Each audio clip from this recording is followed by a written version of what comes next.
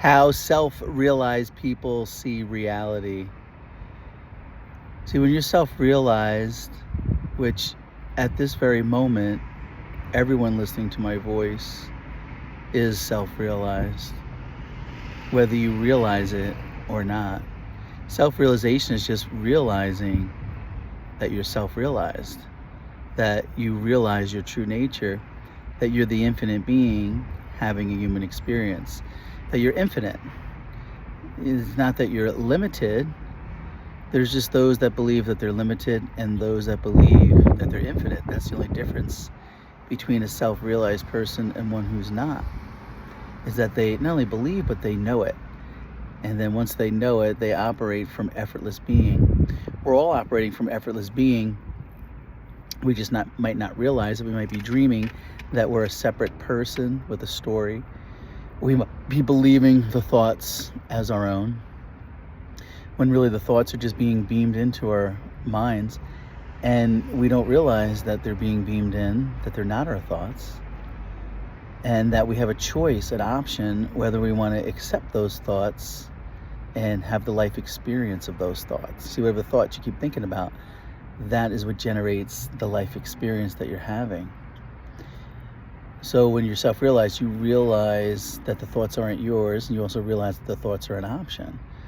So once you realize that you're the allness, once you realize that you're the infinite being, that you're infinity itself, that you're not limited, that there's infinite possibilities, that you're infinity itself, and then you realize that you are consciousness itself, you are awareness itself, you are the infinite being, you're the beingness, the infinite beingness itself. Again, all pointers, look at your own experience.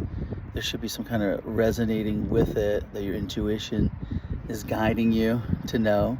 Just the fact that you're listening to this, your intuition is in tune with this message. It's an energetic message as well as not just the words. Words can be dualistic. When you're saying me, I, it's dualistic. Language, when we say more of a unity consciousness, that there is awareness of the forms arising, there's awareness of the emotions arising, there's awareness of the sensations of the body. I like the way David Bingham teaches that, very clear on the invitations and how we have the option of it, and how those invitations, we as the infinite being, all of us is the one infinite being, have the choice whether we want to go on that ride or not, which makes the life experience in our control as the one infinite being. It's not that I'm talking to a person. A thought constructed of Rob with his story isn't what I'm talking to. I'm talking to the true you, which is the one infinite being. That is what hears it. The thoughts can't hear. Thoughts are not real. They're imaginary. In fact, this whole world, when you're self-realized, you realize the world is like a dream, an illusion. Yes, you're having an experience, just like in a dream at night, you're having the experience of it. But when you wake up, oh, it's all gone. It's as if it never happened. It's the same way in this waking dream. We'll call it a waking dream, is what we're having when we realize that we're always remain as the infinite being. We're always remaining of that. We're resting as that right now. We're just effortlessly, everything's coming to us and being taken care of for us. When I say us, I'm saying the one infinite being, not duality. Again, language is limited, but your intuition can see what I'm pointing at. That we're the space where everything is coming and going. And even the coming and going, we're really everything. We're no thing. I would never say nothing. We're no thing.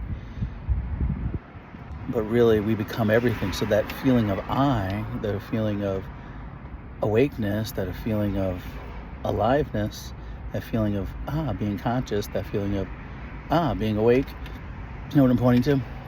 That feeling used to be, before you realize your true nature, is that you're this I, you're separate, like a subject-object relationship, like you're here, the world's out there, and that you're this limited person who lives 60, 70 years and deals with sickness and all that, that you're just this body.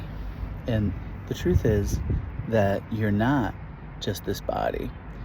You're not, the body is minuscule compared to what you truly are. You're the aware space, the impersonal aware space. See, it's impersonal. It's the aliveness, the space, the consciousness that's already here. That is what you truly are at all times. You remain as that. Everyone remains as that. In fact, when you see the world, you see the perceived, like, it's just like this ocean of awareness, this impersonal ocean of awareness of this infinite beingness. This space of infinite beingness is here all the time. This eternal now, where there's no time, it's just the eternal now. And then you may perceive, oh, there's a person over here and over there. That is the world of duality. But what you come to see is oneness, like everything is one. There's no separation. Everything is whole and complete, and everything is perfect just the way it is. You come to view the world as perfect just the way it is, from the standpoint of the infinite being. From the standpoint of the infinite being, the other perceived person is you. You see the beingness in every person. So every person is you, so you never do harm to anyone else, because you view them as you. Why experience one body when you can experience billions of bodies? Because you are everything. That feeling of the I just expands out and encompasses the world and everything in the world, the peoples, the animals, the trees, everything, the cars, whatever you want to call it, the mind wants to label it. It's really only one, and you're one with it. You are it. You are it. You are that. You're that. Everything you see, smell, taste, touch, feel, that is you. That's just a perception. You are the perception.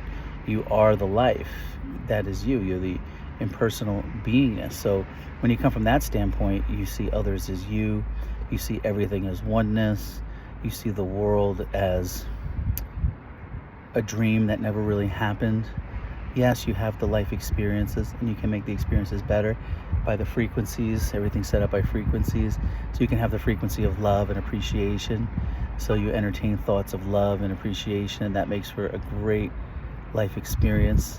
And you don't need nothing as the impersonal beingness, because you are that. You're creator itself. You're life itself. You are that. So what is it that you really need? Like, if I just pause in this moment, I can pause all the thoughts. What's right here, right now? It's just this, whatever you want to call it without the labels, this awakeness. You can see that in your own experience. And so you always remain as the eternal awakeness, the infinite being, your infinity itself. You are the allness, your infinity. There's no separation, there's no lack. Everything comes to you. Infinite intelligence takes care of everything. There's nothing you need to do. You don't become the doer. The doing just happens automatically. Just like breathing just happens automatically. You're taken care of automatically. The problem is a lot of people get identified that they think they're their thoughts, or they think that they're their body. When you come to realize you're not your thoughts, you're not your body, you're that which is aware of it all, the impersonal awareness, then you don't have that attachment to that. Even desires, look at all the desires that come up. They're desires for the body. They're desires of being born from fear that something's going to happen to the body. You get thoughts of that. Thoughts of death, that the body's going to die and that you're going to disappear somehow. That's another thing that those aren't realized, self-realized, think about. When the truth is, that's not the case. Like, the case is you're infinite. You've always been infinite. And you always will be infinite. You'll never die. You never had a birth, and you'll never die. So the key is to die before you die, in the sense that you die to the thought, to thinking that you're a separate person, that you're just this body, or you're just this mind. Yes, the body in the physical world will go. It'll go into the ground or disappear, go whatever you want to say. It's not going to last forever. But you're not the body. So what does it matter what the body's doing? Yes, you can take care of the body. Give it what it needs. But that's not your main focus. Your main attention is thinking about the infinite being that you are, knowing more about what you are, the impersonal infinite being. That's where your focus is, and in helping others to realize that they're the infinite being, and they've always been that, to help them have the freedom, the true freedom that is there for everyone. That's your purpose in life, is to help others realize that they're the infinite being they've always been. They're not this body of flesh, and they're not their thoughts. thoughts are just being beamed in. Of course, we may, our intuition takes over, may give us a feeling or a thought. When it comes from our intuition, it's really easy to tell, because if it's a feeling of expansiveness, a feeling of joy, a feeling of bliss, a feeling of infinity, a feeling of allness, of unity and oneness, that's coming from the infinite being that we all are. But if it's anything that's limited or fearful, or doubting or need or desire, neediness, that's coming from not your infinite being. So when we realize that's just coming from the dualistic world, we're not dualistic. We're oneness. We're one infinite being. All of us are remaining as that right now. This world and this perceived, alleged separation isn't real. It's just, yes, it's happening in the sense that it's an experience that we're happening, just like it is with a dream. It's the same way. Just like a dream. You wake up to the dream, it's as if it ever happened. So just know what you truly are, which is you are the infinite being, just having a human experience. A lot of joy, a lot of peace in that, and just relax as effortless being. That's your true nature. You're just effortlessly, everything's arising and happening. You ain't doing a thing. There is no you to do anything. It's the infinite being doing it all. So know what you're not. You're not your thoughts. You're not this body. Once you come to know that you're not the doer, the person isn't the doer. The infinite being is what's running and doing everything. And you're just the effortless being, and it's all happening for you. The infinite being. Life is meant to be enjoyed. Have fun. Enjoy your life. Life's meant to be enjoyed. Have some laughs. Enjoy it. There's a lightness here. There's a joy here. All is well.